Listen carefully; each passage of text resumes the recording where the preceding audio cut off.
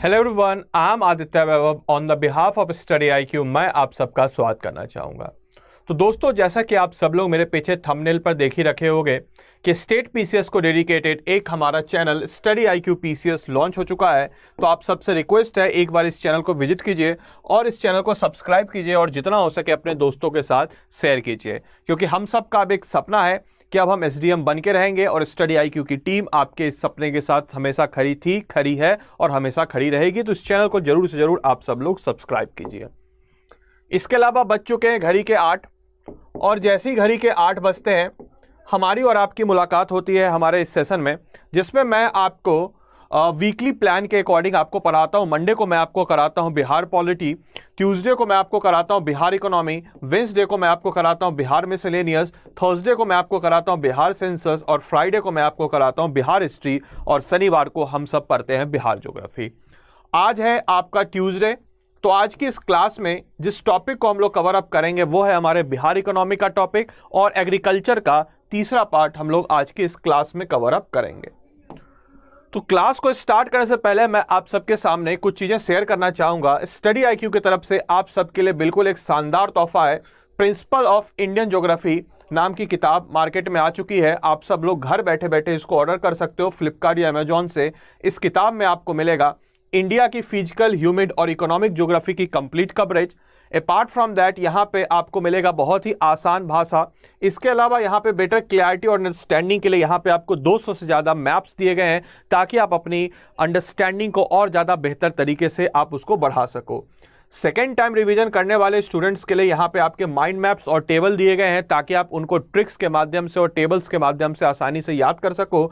इसके अलावा हर एक चैप्टर के बाद यहाँ पे आपको मिलेगा प्रीवियस ईयर क्वेश्चन, ताकि आप देख सको कि जो चीज़ आपने पढ़ा है वो आपके एग्जाम के लिए कितना ज़्यादा इंपॉर्टेंट है। इसके अलावा केस स्टडी भी आपको इसमें मिलेगा, जो कि आपको मेंस आंसर राइटिंग लिखने में काफ़ी ज़्यादा मदद करेगा और आपकी क्यूरियोसिटी को जगाने के लिए इसमें एक सेक्शन ऐड किया गया है, डू यू नो, यानी कि आपके जो क्यूरियोसिटी है उस क्यूरियोसिटी से बढ़ा करके आप कैसे उन चीज़ों को पढ़ सकते हो, इसलिए सेक्शन आपके ऐड किया गया है। तो आज इस बुक को आप सब लोग ऑर्डर कर सकते हो, अमेजॉन और फ्लिपकार्ट से आप यहाँ इस बुक को ऑर्डर कर सकते हो। इसके अलावा जो आज का हमारा टॉपिक है, आज के हमारे इस टॉपिक में हम लोग कवर अप करेंगे एग्रीकल्चर इन बिहार पार्ट 3। एक बार मैं जरा क्विक रिवीजन कराना चाहूँगा कि पिछली क्लास में हम लोगों ने कौन कौन से टॉपिक्स को कवर अप किया था। तो पिछली क्लास में दोस्तों हम लोगों ने कवर अप किया था, देखा था कि बिहार में जो डेड जोन एरिया है वो आपके 60% है। पिछली क्लास में हम लोगों ने इस टॉपिक को कवर अप किया था। इसके अलावा हमने देखा था कि क्रॉपिंग सीजन्स जो बिहार में है वो आपके 3 हैं, खारिफ क्रॉप, राबी क्रॉप और जैद क्रॉप। खारिफ क्रॉप को दोस्तों अगर आपको इस प्रश्न का उत्तर पता है तो आप सब लोग मेरे साथ कमेंट बॉक्स में लिखिए। खारिफ क्रॉप को हम लोग और किस नाम से जानते हैं? तो खारिफ क्रॉप को दोस्तों हम लोग और मॉनसून क्रॉप के भी नाम से जानते हैं। इसके अलावा दोस्तों राबी क्रॉप को हम लोग और किस नाम से जानते हैं? तो राबी क्रॉप को दोस्तों हम लोग विंटर क्रॉप के नाम से भी जानते हैं। और इसके अलावा जैद क्रॉप को दोस्तों हम लोग किस नाम से जानते हैं? तो जैद क्रॉप को दोस्तों हम लोग जानते हैं आपके समर क्रॉप के नाम से भी। इन सारे टॉपिक्स को हम लोगों ने पिछले क्लास में ऑलरेडी कवर अप किया था। इसके अलावा हमने राइस के बारे में, वीट के बारे में, मेज के बारे में, बार्ले के बारे में, ग्राम के बारे में, खेसारी के बारे में जाना था। अरहर के बारे में भी हमने जाना था कि अरहर कितना ज़्यादा इंपॉर्टेंट है और ये बेसिकली आपके लेस फर्टाइल सॉइल में आपके होती है। और मोस्ट इंपॉर्टेंट जो आपके अरहर की बात है कि आपके जो आपके उगाई जाती है ये आपके खारिफ, यानी कि आपके इसकी एक खासियत है कि आपके खारिफ सीजन में अरहर की फसल लगाई जाती है और इसकी जो कटाई होती है यानी कि हार्वेस्टिंग होती है वो आपके राबी सीजन के साथ होती है। कायदे से देखा जाए तो अरहर जो है ऑल ओवर इंडिया के लिए कुछ खास इंपॉर्टेंट दलहन नहीं है, लेकिन बिहार के लिए अरहर बहुत ही इंपॉर्टेंट दलहन बन जाता है और इसकी खासियत मैंने पिछली क्लास में आप लोग को बताई थी। इसके अलावा हम लोगों ने मूंग के बारे में भी पिछली क्लास में जाना था कि बिहार का जो मैदानी क्षेत्र है वो मूंग की खेती के लिए काफ़ी जाना जाता है और बिहार के जो लीडिंग प्रोड्यूसर यानी कि सबसे ज़्यादा मूंग की खेती कहीं अगर होती है तो वो है आपके मुंगेर। इसके अलावा ऑल ओवर द प्लेन्स यानी कि जितने भी बिहार के मैदानी क्षेत्र हैं वहाँ पे आपको मूंग की खेती देखने को मिलती है। सबसे ज़्यादा प्रोड्यूसर कौन है? तो मुंगेर है। ये सारी चीज़ों को हम लोगों ने पिछले क्लास में ही कवर अप किया था। इसके अलावा हम लोगों ने रागी क्रॉप के बारे में भी जाना था, रागी के बारे में भी जाना था। इसको हम लोग कहते हैं कोर्स ग्रेन। एक प्रश्न हम लोगों ने पिछली क्लास में कवर अप किया था कि इसको हम लोग कोर्स ग्रेन क्यों कहते हैं, just because of high nutrition value, यानी कि इसमें आपको बहुत ही ज्यादा पोषक तत्व मिलेंगे, इसीलिए हम लोग रागी को आपके कोर्स ग्रेन कहते हैं। इसके अलावा ये रागी जो है ये आपके सबसे ज्यादा कहां पे आपको देखने को मिलती है, तो सहरसा, सुपौल, दरभंगा। याद रखिएगा, सहरसा, सुपौल और दरभंगा, ये इसके आपके लीडिंग प्रोड्यूसर हैं रागी के। और इसके जो रोटी होते हैं, इसको मरुआ की रोटी कहते हैं, बहुत ही ज़्यादा न्यूट्रिशन वाला होता है। इसको हम लोगों ने पिछली क्लास में पढ़ा था। फिर हमने देखा था पिछली क्लास में दलहन में मसूर के बारे में कि मसूर जो है एक पल्स क्रॉप है, ये आपके राबी सीजन में होती है, ध्यान रखिएगा, ये आपके राबी सीजन में होती है मसूर। ये देखिए रेड वाली दाल जिसको हम लोग बोलचाल की भाषा में कहते हैं, और इसका जो लीडिंग प्रोड्यूसर है वो है आपके पटना। ये सारी चीजें हम लोगों ने पिछली क्लास में कवर अप किया था। इसके अलावा हमने तीसी को भी पढ़ा था, याद कीजिए, वो ठंड का दिन, अपने बचपन के टाइम को याद कीजिए। लोग मतलब कि छत पे जाते थे, धूप में बैठते थे, चावल दाल, उसके ऊपर तीसी का पाउडर डाल के ऐसे करके हम लोग उसको बनाते थे। ये आपके डीप एंड लोमी सॉइल में ये आपके काफी ज्यादा देखने को मिलती है। और इसका लीडिंग प्रोड्यूसर आपके जो है वो है आपके दरभंगा। याद रखिएगा, जो लीडिंग प्रोड्यूसर है तीसी का वो है आपके दरभंगा। ये सारी चीजें हम लोगों ने पिछली क्लास में कवर अप किया था और जाना था।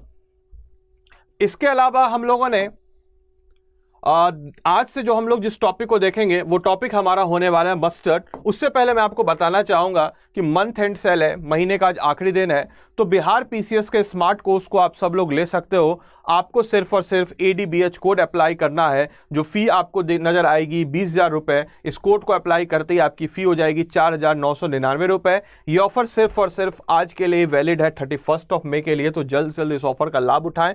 और इसमें आपको मिलेगा prelims plus mains, Hindi medium, English medium, और मैं इस कोर्स में आपको पढ़ाने वाला हूं हिस्ट्री और आपके बिहार जी के। तो जल्द से जल्द आप सब लोग बिहार पीसीएस का स्मार्ट कोर्स लीजिए और अपनी तैयारी को और अच्छे सुनिश्चित तरीके से कीजिए। तो चलिए, आज का हमारा पहला टॉपिक है वो है आपके मस्टर्ड, यानी कि सरसों। आप सब लोग जानते होंगे मस्टर्ड कितना ज़्यादा इंपॉर्टेंट है हमारे लिए। और ये आपके नॉर्मली ऑयल सीड, यानी कि जिसको हम लोग कहते हैं तिलहन, यानी कि बिहार में जो आपके मस्टर्ड है ये इंपॉर्टेंट ऑयल सीड है, इंपॉर्टेंट तिलहन है, और ये एडिबल ऑयल सीड है। मतलब कि इसको हम लोग आपके खाने में इस्तेमाल करते हैं। ऑलमोस्ट अगर देखा जाए तो बिहार के अगर हम लोग देखे जाए तो बिहार के सारे जिलों में आपको ऑयल सीड देखने को मिलेगी और मस्टर्ड आपको देखने को मिलेगी। Almost all district. लेकिन अगर बीपीएससी आपसे प्रश्न पूछता है कि भाई बताओ सबसे ज्यादा आपको किस जगह मस्टर्ड देखने को मिलेगा, सबसे ज्यादा हाईएस्ट प्रोडक्शन किस जगह होता है, तो इस प्रश्न का सही उत्तर आपके हो जाएगा पूर्णिया। याद रखिएगा, पूर्णिया। सबसे ज्यादा अगर आपसे पूछा जाए कि ऑयल सीड, यानी कि ऑयल सीड में मस्टर्ड जो है सरसों है, किस जिले में होता है, तो इस प्रश्न का सही उत्तर हो जाएगा पूर्णिया। और ये बीपीएससी का प्रीवियस ईयर क्वेश्चन है। हालांकि उस समय आंसर कुछ और था, बहुत पहले पूछा गया सवाल है, बट आज के समय में अगर ये प्रश्न आपसे पूछा जाए 67 जो आपका फिर से एग्जाम होगा, तो उस प्रश्न का सही उत्तर आपके हो जाएगा पूर्णिया। इसके अलावा हम लोग बात करें सीमेन सीड, यानी कि तिल के बीज, तो दोस्तों तिल के बीज दो प्रकार के होते हैं। एक आपका होता है ब्लैक तिल, एक आपका होता है ब्लैक, और दूसरा होता है व्हाइट तिल।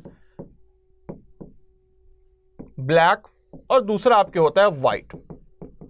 याद होगा आप सब लोग को मकर संक्रांति का दिन तिलकुट जो आप लोग खाते होंगे, एक सफेद वाला तिलकुट और एक काला वाला तिलकुट, तो वही तिल के बीज को हम लोग कहते हैं सीमेन सीड। याद रखिएगा, वही जो तिल का बीज होता है उसी को हम लोग कहते हैं सीमेन सीड। ये आपके सबसे ज्यादा जो इस्तेमाल आपके होता है, एडिबल प्रोडक्ट भी है। इसके अलावा इसका इस्तेमाल आपके कॉस्मेटिक्स में भी किया जाता है। तो याद रखिएगा कॉस्मेटिक्स। इसके अलावा अगर आपसे कोई प्रश्न बीपीएससी पूछता है कि भाई बताओ सबसे ज्यादा प्रोडक्शन आपके सेमन सीड का कहां पे होता है, तो आपको इस प्रश्न का उत्तर दे देना है। सबसे ज्यादा प्रोडक्शन सेमन सीड का होता है वो आपके होता है सुपौल डिस्ट्रिक्ट। इसके अलावा अगर हम लोग प्रोडक्टिविटी की बात करते हैं, अगर प्रोडक्टिविटी सबसे ज्यादा कहां पे होता है, तो इस प्रश्न का सही उत्तर दोस्तों आपके हो जाएगा गया। याद होगा मकर संक्रांति का दिन बिहार में बहुत ज़्यादा फेमस त्योहार है और हर एक छोटे छोटे काउंटर्स लग जाते हैं और हर काउंटर्स के आगे लिखा रहता है गया के मशहूर तिल वाले। तो यही गया, तो उसी की बात हो रही है आपके यहाँ पे। तो यहाँ से आपके प्रश्न ऐसे बन सकते हैं, सीमन सीड का इस्तेमाल किस किस चीज़ों में होता है, तो एडिबल भी है, खाने के रूप में भी होता है और कॉस्मेटिक्स में भी होता है। इसके अलावा सबसे ज़्यादा प्रोडक्शन आपके इसका कहाँ पे देखने को मिलता है, तो सुपौल हो जाएगा। सबसे ज़्यादा प्रोडक्टिविटी आपको कहाँ पे देखने को मिलती है, तो इस प्रश्न का सही उत्तर आपके गया हो जाएगा। इसके अलावा अगले क्रॉप की हम लोग बात करें तो कैस्टर सीड यानी कि अरंडी का बीज। तो कैस्टर सीड जो है दोस्तों, इसका इस्तेमाल आपके एज अ बायोफ्यूल के रूप में होता है। दूसरा इस्तेमाल इसका आपके सोप इंडस्ट्री यानी कि जो साबुन है,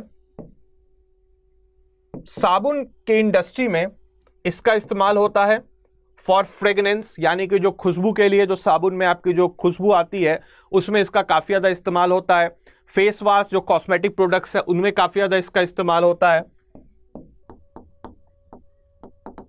कॉस्मेटिक्स प्रोडक्ट में काफ़ी ज़्यादा आपके इस्तेमाल होता है। अगर आप कोई भी कॉस्मेटिक प्रोडक्ट को देखिएगा, उसके अगर इंग्रेडिएंट्स को पढ़िएगा तो उसमें इसका नाम आपको अमूमन देखने को मिल जाता है। इसको आप लोग याद कर लीजिएगा। इसके अलावा सबसे ज़्यादा प्रोडक्शन आपको इसका कहाँ पे देखने को मिलता है, तो सबसे ज़्यादा प्रोडक्शन आपको इसका देखने को मिलेगा भागलपुर। डायरेक्टली क्वेश्चन आपसे बीपीएससी पूछ सकता है कि कैस्टर सीड का सबसे ज़्यादा प्रोडक्शन आपको कहाँ पे देखने को मिलता है दोस्तों, तो कैस्टर सीड का सबसे ज़्यादा प्रोडक्शन आपको देखने को मिलेगा भागलपुर में। इस चीज़ को आप अपने जहन में रख लीजिए, डायरेक्टली क्वेश्चन यहाँ से आपके बनते हैं। इसके अलावा अगला गन्ना, शुगर केन, बहुत ही इंपॉर्टेंट, बहुत ही ज़्यादा इंपॉर्टेंट आपके जो गन्ना है ये आपके बहुत ज़्यादा इंपॉर्टेंट कैश क्रॉप है। किसी जमाने में बिहार की मोनोपोली थी शुगर केन पे और आपके शुगर इंडस्ट्री पे, बट आज थोड़े से हालात कमज़ोर हो गए हैं। बट फिर भी हमारे बिहार का इंपॉर्टेंट कैश क्रॉप है आपके गन्ना यानी कि शुगर केन। गन्ने की अगर हम लोग बात करें तो बिहार जो है one of the major producer है बिहार गन्ने का ऑल ओवर द कंट्री। इसके अलावा जो शुगर केन है, गन्ना है, गन्ना आपके किस जिले में सबसे ज्यादा देखने को मिलता है, तो इस प्रश्न का सही उत्तर आपके हो जाएगा वेस्ट चंपारण।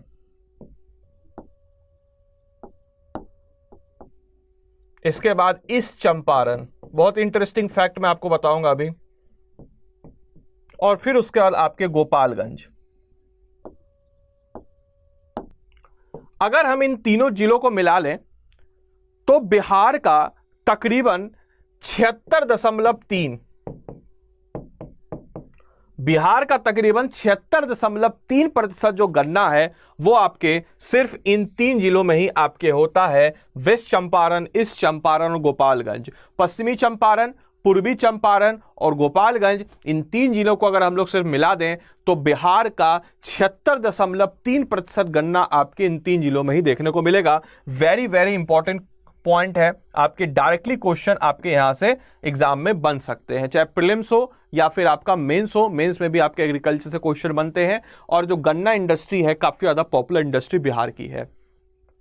इसके अलावा हम लोग यील्ड की बात करते हैं अगर, यानी कि सबसे ज्यादा प्रोडक्टिविटी आपको कहां पे देखने को मिलती है गन्ना की, तो इस प्रश्न का सही उत्तर आपके हो जाएगा पटना। अगर प्रोडक्टिविटी की हम लोग बात करते हैं दोस्तों तो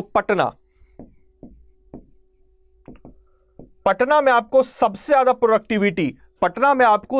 ज्यादा प्रोडक्टिविटी देखने को मिलती है, तकरीबन आपके 92.4 ton, 92.14 ton per hectare.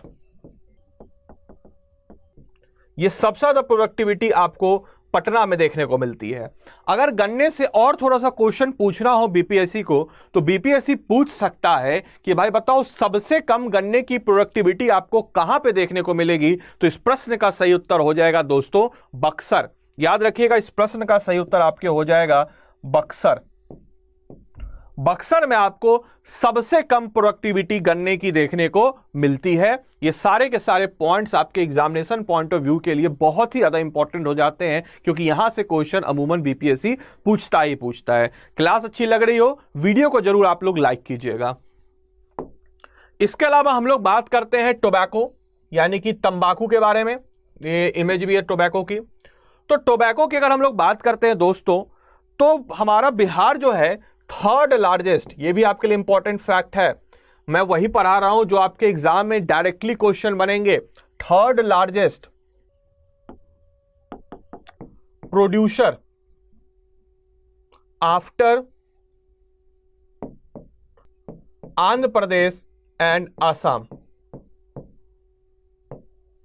Third largest producer है आंध्र प्रदेश और असम के बाद बिहार तंबाकू का, इसको आप लोग अपने जहन में रखिएगा। इसके अलावा हम लोग अगर बात करें कि सबसे अच्छी क्वालिटी का तंबाकू आपको बिहार में कहां देखने को मिलेगा, तो पूर्णिया जाना जाता है बेस्ट क्वालिटी ऑफ तंबाकू, all over the world famous है पूर्णिया के तंबाकू, और बेस्ट क्वालिटी ऑफ तंबाकू के लिए आपके पूर्णिया जाना जाता है, इसको आप लोग ध्यान रखिएगा। इसके अलावा गंडक के जो मैदानी क्षेत्र हैं, गंडक से कोसी तक के जो मैदानी क्षेत्र हैं, यहां पे आपको तंबाकू की खेती काफी अच्छी देखने को मिलेगी। तो गंडक से कोसी के बीच के जो मैदानी क्षेत्र हैं, वहां पे आपको तंबाकू खेती काफी अच्छी देखने को मिलती है। ये देखिए तंबाकू की खेती पहले ऐसे ग्रीन होती है फल, फिर उसको सुखाया जाता है ऐसे करके, और फिर उससे तंबाकू का इस्तेमाल किया जाता है। अगले क्रॉप की तरफ बढ़े तो पोटैटो को कहा जाता है किंग ऑफ वेजिटेबल। ठीक है, आपके एग्जाम के लिए इंपॉर्टेंट नहीं, बट फिर भी मैं आपको बता देता हूं, किंग ऑफ वेजिटेबल, सब्जियों का राजा। हर चीज में आलू तो आपको पड़ता ही होगा। इसके अलावा पोटैटो जो है इंपॉर्टेंट आपके क्रॉप है बिहार का, और सबसे ज्यादा जो प्रोडक्शन आपके किसी जिले में होता है, यहां से डायरेक्टली क्वेश्चन बन सकते हैं, तो नालंदा जिला जो है लार्जेस्ट प्रोड्यूसर, याद रखिएगा नालंदा जिला जो है आपके लार्जेस्ट प्रोड्यूसर है किसका, तो पोटैटो का लार्जेस्ट प्रोड्यूसर नालंदा जिला हो जाएगा। डायरेक्टली क्वेश्चन आपके यहां से एग्जाम में बन सकते हैं, इसको आप लोग अपने जहन में रख लीजिए। जूट जो है इंपॉर्टेंट कैश क्रॉप है बिहार का, इंपॉर्टेंट कैश क्रॉप है आपके बिहार का। इसके अलावा जूट की अगर हम लोग बात करते हैं, तो जूट जो है आफ्टर बंगाल, यानी कि बंगाल के बाद सेकेंड लार्जेस्ट प्रोड्यूसर अगर स्टेट जूट का है, तो वो है आपके Bihar, second largest producer. Directly question यहां से बनते हैं। जूट का इस्तेमाल दोस्तों हम लोग करते हैं, आपकी जो बोरियां होती है जिसको हम लोग कट्टा कहते हैं, बोरियां, कट्टा मतलब बंदूक वाली कट्टा नहीं, जिसको बोरियां जो होती हैं, जूट की बोरियां आप लोग देखते होंगे जिसमें आपके आलू प्याज ये सब आते हैं। इसके अलावा जूट का इस्तेमाल आपके कारपेट बनाने में, चटाई बनाने में, दरी बनाने में, इन सब चीज़ों में जूट का इस्तेमाल किया जाता है। ऐसे रस्सियों में, रस्सियाँ बनाने में, तो इन सब चीज़ों में जूट का इस्तेमाल किया जाता है। और सेकेंड लार्जेस्ट प्रोड्यूसर है जूट का बिहार आफ्टर बंगाल। और जूट अमूमन उन जगहों पर होती है जहां पे आपकी बारिश काफी अच्छी होती है, तो उन जगहों पे जूट आपको देखने को मिलेगी। तकरीबन जहां पे आपके 175 सेंटीमीटर से 200 या 200 से भी ज़्यादा 200 प्लस सेंटीमीटर तक बारिश जहाँ पे होती है वहाँ पे अमूमन आपको जूट की खेती देखने को मिलती है। तो लार्जेस्ट प्रोड्यूसर जूट का आप खुद अपना दिमाग लगाइएगा। तो अगर मैं बिहार का मैप वापस से यहाँ पे बनाता हूँ तो ये है आपका नॉर्थ बिहार, ये है आपका साउथ बिहार, ये है आपका ईस्ट बिहार, ये है आपका वेस्ट बिहार। तो ईस्टर्न वाला एरिया है, यहाँ पे आपके ज़्यादा बारिश होती है तो ऑब्वियस चीज़ है जूट का प्रोडक्शन आपके ईस्टर्न बिहार में बहुत ही अच्छा होगा। तो लार्जेस्ट प्रोड्यूसिंग डिस्ट्रिक्ट जो है बिहार के जूट के वो आपके हो जाएंगे पूर्णिया। ऑलराइट, इसको आप लोग ध्यान में रखिएगा। इसके अलावा जो अगला क्रॉप है वो है आपके टी। आप लोगों में से कई लोग के अंदर क्यूरियोसिटी हुई होगी कि भाई टी जो है, चाय जो है, हमारे बिहार में चाय होती है? बिल्कुल होती है। बिहार में एक डिस्ट्रिक्ट है जिसका नाम है किशनगंज, और किशनगंज के बारे में खास बात है कि किशनगंज में आपके सबसे ज्यादा अगर बारिश कहीं पे होती है बिहार के किसी जिले में तो वो है आपके किशनगंज। और किशनगंज में आपको यहां पे चाय के बागान आपको देखने को मिलेंगे। इसको आप लोग ध्यान में रखिएगा, किशनगंज में चाय के बागान देखने को मिलेंगे। और एक आपके क्वालिटी होती है आपके चाय की, उस चाय की क्वालिटी को हम लोग कहते हैं आपके राटी टी। याद रखिएगा, इसको डायरेक्टली क्वेश्चन बन सकते हैं। राटी टी एक क्वालिटी है चाय की जो कि आपके किशनगंज में देखने को मिलती है। कभी कभी बीपीएससी को थोड़ा सा प्रश्न और मुश्किल बनाना हुआ और वो डायरेक्टली प्रश्न आपसे पूछेगा कि भाई बताओ कितने टी प्लांटेशन, ये इमेज देखिए आप लोग, कितने टी प्लांटेशन आपको किशनगंज में देखने को मिलते हैं। तो इस प्रश्न का सही उत्तर आपके हो जाएगा 11 लार्ज टी प्लांटेशन और तकरीबन आपके 150 स्मॉल टी प्लांटेशन आपको किशनगंज में देखने को मिलेंगे। बहुत ही इंटरेस्टिंग डेटा है। और ये राटी टी जो है क्वालिटी ऑफ टी है जो कि आपके किशनगंज में काफी ज्यादा प्रोड्यूस की जाती है। इसके अलावा हम लोग बात करें चिली, मिर्च के बारे में, तो दोस्तों मिर्च का प्रोडक्शन ऑलमोस्ट बिहार के हर जिले में होता है, क्योंकि मिर्च जो है आपके मैदानी क्षेत्र में होती है और ऑलमोस्ट बिहार का हर जिला मिर्च का प्रोडक्शन करता है। लेकिन अगर आपसे पूछा जाए कि कौन सा ऐसा जिला है जो आपको सबसे ज्यादा मिर्च का प्रोडक्शन करता है, तो इस प्रश्न का सही उत्तर हो जाएगा समस्तीपुर, दरभंगा। ऑलमोस्ट जो है आपके न्यू एलुवियल सॉइल में नई जो जलोढ़ मिट्टी है, आप लोग से प्रश्न है नई जलोढ़ मिट्टी को हम लोग क्या कहते हैं, फटाफट कमेंट बॉक्स में बताइए। नई जलोढ़ मिट्टी में इसका प्रोडक्शन काफी ज्यादा देखने को मिलता है और ऑलमोस्ट ऑल डिस्ट्रिक्ट, सारे के सारे बिहार के जो जिले हैं वहां पे आपको चिली का प्रोडक्शन देखने को मिलेगा। चिली यानी कि आपके मिर्च, ये देखिए मिर्च। इसके अलावा एक और ऑफर आप सबके लिए है, एक सुनहरा गिफ्ट स्टडी आईक्यू की टीम की तरफ से फॉर 2022 एग्जाम्स। एक पुस्तक आ रही है जिसमें आपके 1000 प्लस एमसीक्यूज होंगे, important MCQ for 2021। Banking finance को कवर अप करेगी, पर्सन्स न्यूज़ को कवर अप करेगी, नेशनल अफेयर्स को कवर अप करेगी, स्पोर्ट्स सेक्शंस को कवर अप करेगी, डिफेंस को कवर अप करेगी, इंटरनेशनल रिलेशन को कवर अप करेगी, अवार्ड और स्कीम्स को कवर अप करेगी। ये जो है आपके एग्जाम जो एग्जाम को कवर अप करेगी, bank, SSC, state PCS, UPSC और अदर गवर्नमेंट एग्जाम सबको कवर अप करेगी। सारे बुक का कंपाइलेशन आपको सिर्फ और सिर्फ यहाँ पे आपको मिल जाएगा, सारे टॉपिक्स का डॉक्टर गौरव गर्ग सर द्वारा लिखी गई है। तो जल्द से जल्द इसको आप सब लोग विजिट कीजिए। इसके अलावा हम लोग अगर बात करें वेजिटेबल्स की, यानी कि सब्जियों के बारे में, तो बिहार में अगर हम लोग बात करें सब्जियों की, तो बिहार में तकरीबन 11% ऑफ नेट सोन एरिया, यानी कि जिसमें आपकी बुआई होती है फसल की, उसका तकरीबन आपके 11% जो क्षेत्र है वहां पे आपको वेजिटेबल की खेती होती है।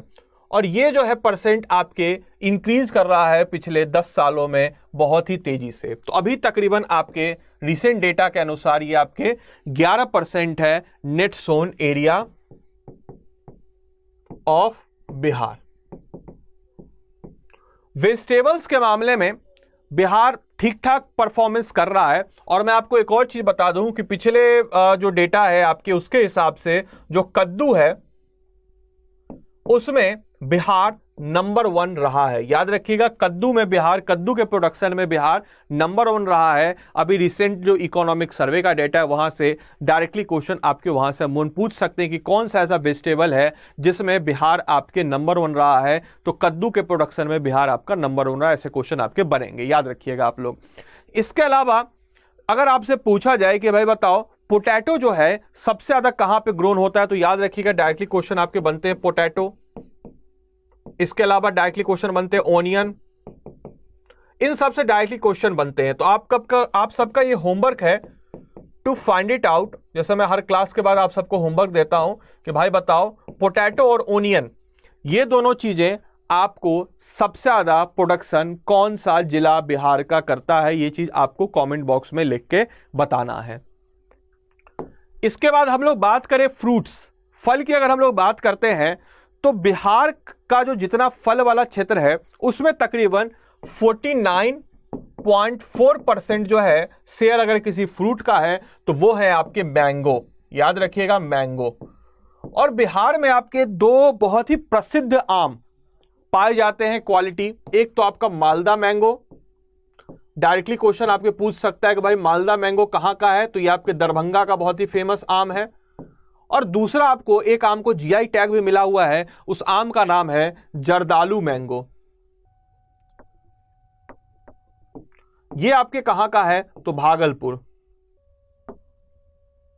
इसको आपको जीआई टैग भी मिला हुआ है। जीआई टैग मतलब कि ज्योग्राफिकल इंडिकेशन टैग भी मिला हुआ है, जो कि किसी एक विशेष वस्तु को मिलती है जो वहां का यूनिक हो। तो जर्दालू मैंगो को जीआई टैग भी मिल चुका है। इसके अलावा बिहार में आपके शाही लीची, अभी लीची का सीजन है, आप सब लोग खा ही रखे होंगे, मैंगो का भी सीजन है। ये आपके कहां पे होती है, तो मुजफ्फरपुर। इसको भी आपके जीआई टैग मिला हुआ है। तो डायरेक्टली क्वेश्चन आपके बन सकते हैं कि शाही लीची आपके कहां का है, तो शाही लीची आपके मुजफ्फरपुर का है। इसको भी जीआई टैग मिल रखा है। इसके अलावा आपसे डायरेक्टली क्वेश्चन एग्जाम में बन सकते हैं कि मुजफ्फरपुर का जो शाही लीची है ये इंडिया का लगभग 60%, जो ऑल ओवर जो इंडिया में लीची प्रोडक्शन होता है उसका 60% लीची जो है अकेले बिहार में ही प्रोड्यूस होता है। इसको आप लोग ध्यान रखिएगा। ऑलराइट। इसके अलावा अगर हम लोग बात करते हैं बनाना की, तो मैंगो आपके 49.4% है और बनाना आपके 39.7% जो है टोटल आपके फ्रूट्स का जो परसेंट, उसमें बनाना 39.7% है। याद होगा आपको सिंगापुरी केला, जिसको हाजीपुरी केला या सिंगापुरी केला जिसको हम लोग कहते हैं, वो आपके काफी ज्यादा प्रसिद्ध है। छोटा छोटा जो केला होता है इसको हम लोग बोलचाल की भाषा में चिनिया केला भी कहते हैं। तो इन सब चीजों को आप सब लोग पढ़ सकते हो और यहां से बीपीएससी डायरेक्टली क्वेश्चन आपके पूछता है। तो मैं उम्मीद करूंगा ये सारी चीजें आपको समझ में आई होंगी। बाकी आपके कोई भी डाउट्स हो, कोई भी सवाल हो, तो आप इंस्टाग्राम पे मुझसे कनेक्ट कर सकते हो, फेसबुक पे मुझसे कनेक्ट कर सकते हो, ट्विटर पे मुझसे कनेक्ट कर सकते हो। ये मेरा मेल आईडी है। आपको अपने फीडबैक्स और कोई भी आपके प्रश्न हो तो यहाँ पूछ सकते हो। पीडीएफ पाने के लिए इस टेलीग्राम ग्रुप को ज्वाइन कर लीजिए, क्रैक इट विथ आदित्य। अगर आपको पीडीएफ चाहिए इस टेलीग्राम ग्रुप ज्वाइन कीजिए और वहां पे आपको पीडीएफ में क्लास के इमीडिएट बाद दे दूंगा। So thank you. मैं उम्मीद करता हूं ये क्लास आपको अच्छी लगी हो, आपने इस क्लास को एंजॉय किया हो और ये क्लास आपके आने वाले एग्जाम में जरूर से जरूर काम आएगी, इसकी मैं कामना करता हूं। So thank you and thanks for joining the class. Thank you.